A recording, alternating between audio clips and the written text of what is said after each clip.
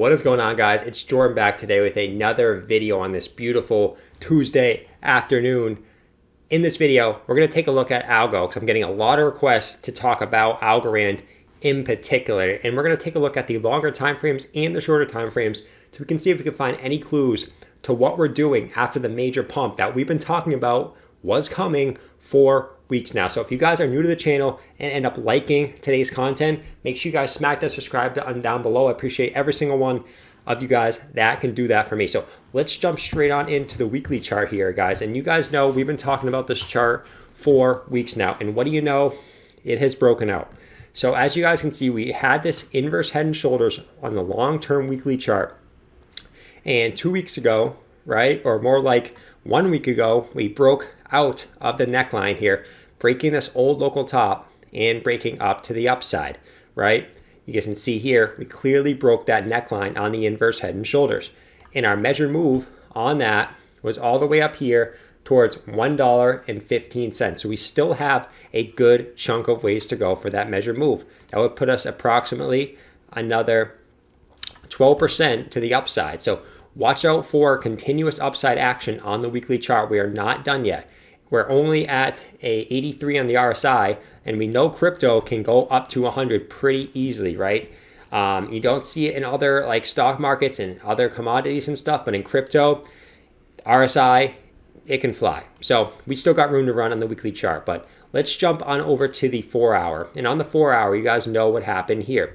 So we had our bullish divergence, right? Lower lows on the RSI, higher lows in price action, and that pushed us up to the upside. So you guys know that that is your bullish divergence, right? And I've seen comments in my last video that said this is not actually bullish divergence. Yes, it is. You get lower lows in the RSI and higher lows in price action. That is bullish divergence, and it pushed us up right there, guys.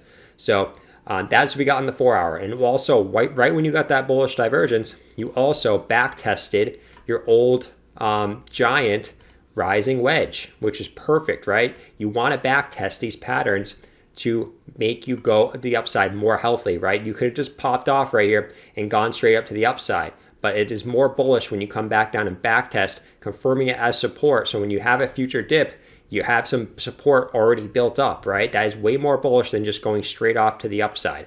So that is great to see, and it's great to see technical analysis work out perfectly on the 4 hour as well as the weekly, okay? So that's the 4 hour chart, guys. We still have room to run. You guys know we just said 115 is our measured move target on the weekly. So what is going on the hourly, right? Do we have any clues on what is going to happen in the super short term? Well, let's take a look at the on the hourly. So on the hourly, we have it pretty clear the last 2 days. So this is super short time frame stuff, guys. This stuff really doesn't matter, but I want to take a look at it because a lot of you guys like the super short-term time frame stuff. But I won't go lower than the hourly, okay? We're making higher lows on this trend line, right? We keep making higher lows, and we've gotten rejected at the relative same point here twice. So we're in sort of a ascending triangle of sorts, right? We've only gotten 2 touches on the top. I would like to get 1 more touch on the top to confirm this, but a move is coming in the short term by tomorrow at 7 a.m. So we got to see a decent size move. If we break down from this ascending triangle, we probably just come back down and retest our old local high here at about 95 cents. So from where we are right now, that would approximately be about a 8% dip. So not a huge deal, right? And if we break out to the upside, we'll look at our quick measured move here from our top to our bottom, and we extrapolate that up here to our breakout point. That will put us approximately up at $1.22 if we broke to the upside on this symmetrical triangle. But guys, like I said, I would like to see 1 more touch to the upside, but if we can bounce off this and then continue up here, that is our short-term target.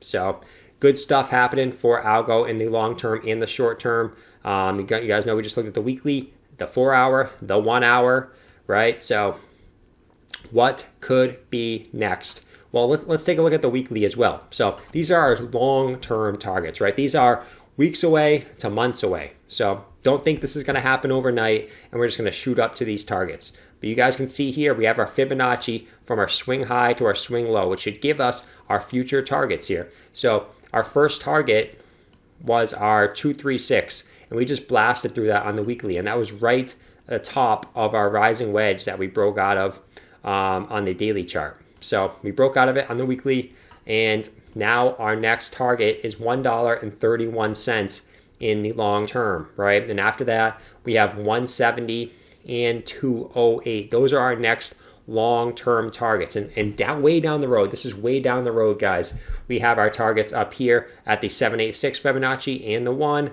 right? Approximately at 260 and 330 approximately. But we'll take a look at those later on the road. Let's focus on breaking these first. Obviously, we have a way to go. We would like to see Bitcoin continue up to have Algorand also continue up as well, okay? So that's our long-term targets. So let's kind of give us a quick synopsis, guys.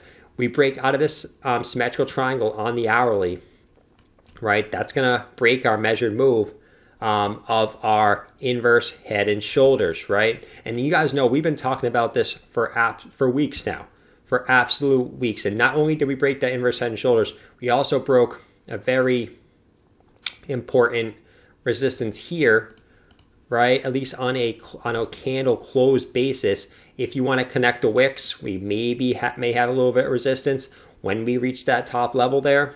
But as far as your weekly closes go, you already did break that slight upward resistance, which is great to see. And we could see continued price action all the way up to our measured move.